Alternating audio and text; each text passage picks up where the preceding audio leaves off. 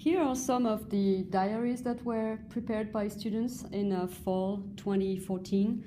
This one, for instance, is the diary of a person who lived in the Vilna ghetto and between 1941 and 1943. And Myra Blimmenberg is describing the influence of typhus on the life that they had in that ghetto. And this student really tried to age the paper using coffee, I believe, and then included several illustrations from that era. So this one is also a diary. This one is set in the future in 2089, and it's the diary from the perspective of a doctor. This one is from the perspective of a student at Cornell, living through a prion plague in 2015-2016.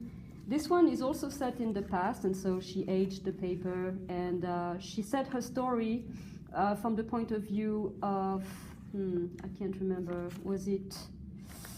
I think that she set it from the point of view of plague doctors and their experience in 1348 of plague in Florence. And this is yet another one handwritten because it's a diary of somebody who is eventually dying from the plague in New York City. There were many projects of that type.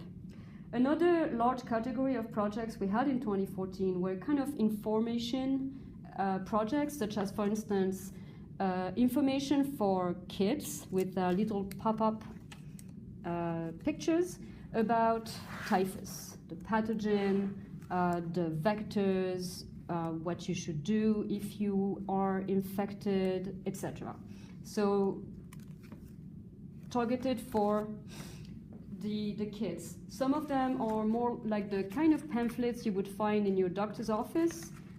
This one about syphilis, Ebola, another one about syphilis, etc. There were also students, and we don't have those, who decided to put together a poster, a large poster targeting an adult audience, and with the objective of informing people. Others decided to put together websites with the same objective. Let's see, this is kind of our miscellaneous category. This is the medical chart of an individual affected by chikungunya, and it's the medical chart of an individual written by Dr. Karen Brown, and you have the observations of Dr. Brown, but you also have in this medical chart some of the symptoms, analysis that were performed on the blood or different kinds of fluids of that patient, and then eventually the diagnosis. Those are bookmarks about many of the diseases that we talked about in Plagues and People. And there were a few of those miscellaneous kind of ideas for which we don't have a lot of projects to show. Another popular category was could be called analysis of a topic of interest. So for instance, this student was really interested in how the Bosnian War affected the spread of typhoid fever, because she actually is from Bosnia, and she lived through that. So she wrote a journal article that could have been published in New York Times, for instance, or Washington Post about that. It's kind of an analysis of a particular topic of interest. This student was in architecture, or was planning on entering architecture, and he was really interested in how public health and urban planning are connected. And so he wrote this analysis in the form of a poster. So this was a digital poster, but it could be expanded to be something that can stand on a table. This is a zine, Z-I-N-E. I don't know if you know about this. I learned about this kind of special magazine from actually that student. And he chose to create this zine showing how the kind of art that was going along the AIDS pandemic in New York City, and voila. Next, we have a small category, not very popular, but of interest, which is art catalogs. So this is an art catalog where the students identified on the web, they identify different kinds of art works from China, Japan, Europe, different ages, and then they are explaining what is shown in each of those artworks and how what is shown is relating to what we have covered in class about plague, about disease in general. An incredibly popular category was the game category, and there are very few of them shown here because they were so big sometimes.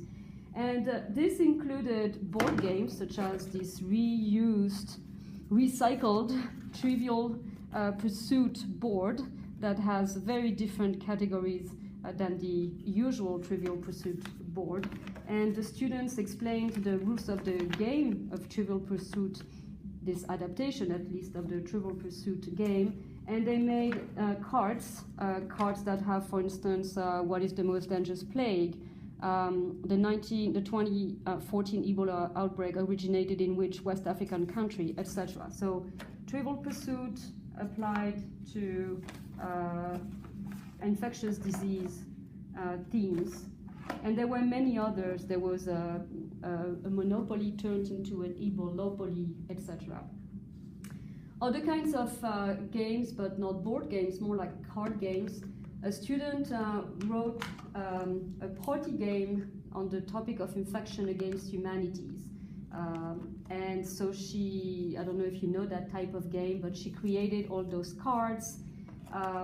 And she gave in an associated document, she gave the rules of the game, and also she explained some of the cards' content when it was different from what had been covered. We didn't cover every disease, and she chose to include in her game some diseases that we didn't cover, so she felt like she had to add a little bit of information about this. That's also a game, very illustrated, where you, depending on your answer on the first page, you go to page 3 or page 4, and eventually you determine which disease you picked up while studying abroad. And You Be the Epidemiologist was also another game that was chosen. Another category, we only have 2 of them. Many of them were picked up by the students before we could take a photo of them or incorporate them into our video, are creative stories, short stories. So for instance, this one about the Silagaya fever, illustrated beautifully by this student. And what she's doing is basically write a short story on the topic of this fever. And she, at the end, asks, she's including some biological information about this virus, what type of virus it is, what is the R0, and she's also giving a list of references that she has used to actually write a really good short story that makes sense from an epidemiological point of view and infectious disease point of view. Another one is more like a collection of poems. That's a little bit illustrated as well, and that was also the choice of several students. This one is actually a scientific poster. The student was very interested in the effect of Ebola virus on the immune system. So she tracked down a peer-reviewed article in a peer-reviewed scientific journal, decided to read it, and decided to create this poster with the classic structure of a scientific poster: introduction, methods, results, and discussion, giving a snapshot of the main results of this paper. She was not able to include all the results because this happened to be a really long paper, but she was absolutely fascinated by those results, and so she chose to do that for her final project. Scrapbooks. This one is a scrapbook which is showing plagues through different perspectives. So the student took different kinds of diseases set in different places in the world, and she found either a letter written by somebody being affected by that particular disease or a drawing, and then she explained what this was showing. So for instance, this is from Strasbourg in France during the Black Death, and this is the letter from somebody living in Strasbourg that has a relation to Black Death. This one is set in the Great Plague in London, during the Great Plague of London in the 17th century, and it's the drawing of a kid. This one is, those are entries from the journal of a doctor during the flu pandemic in Boston, etc. Another type of scrapbook is this one, which is showing the correspondence between Clara, who lives in Boston, and Helen, who lives in London during the 1918 flu pandemic. And along with the letters that they wrote to each other, there are illustrations about that time in Boston and in the US. In Boston and then in London. And that's our last category. Those are the visual arts projects. So, for instance, there is this one, a painting inspired by paintings that were produced in the starting in the mid-1300s to late 1300s, and they show the futility of beauty. This woman is admiring herself in a mirror, and what she's seeing is a skeleton. So this is really inspired by Black Death. Notice the very dark colors, this reminder of time and time running out because there was so much death around. And because this was such a visual art product, she actually wrote a document accompanying this painting where she was really describing how this related to the Black Death. Another one, again, a beautiful, and I'm sorry, I can't really open it very well with my two hands, but a beautiful painting, also set in 1300s during the Black Death. You can see a dancing skeleton on top here. You can see death here. You can see the bubons on the back of this person. So, and the students, there were 3 of them, so they worked on the painting together, but because this had to be enough work for 3 people, they also each wrote a diary from a different perspective. One was a doctor, one was a peasant in Florence, and one was the Pope, which is represented in the painting here. My last 2 visual arts projects.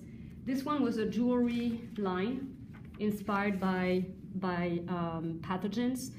This is, for instance, inspired by the coronavirus, such as SARS, but MERS also has a little corona. And the student made a headband inspired by this virus. She actually brought them and showed them to us, but also because they were a little bit fragile, she produced this document, also explaining what she had tried to represent and then references that she used to actually represent this headband. She, for the TB, she created a necklace that was showing the white little roses here are basically reminiscent of the white areas that you can see in a chest x-ray of a patient with TB, those kind of things here. And also reminiscent of the bacteria as it's growing on media in a LB plate. And she also had something related to smallpox. Anyway, that was a jewelry line that she created. And this one, we don't have the same way we don't have the jewelry line to show you, we don't have the clay models that this student made. They were beautifully made, and they were really representing each of those viruses.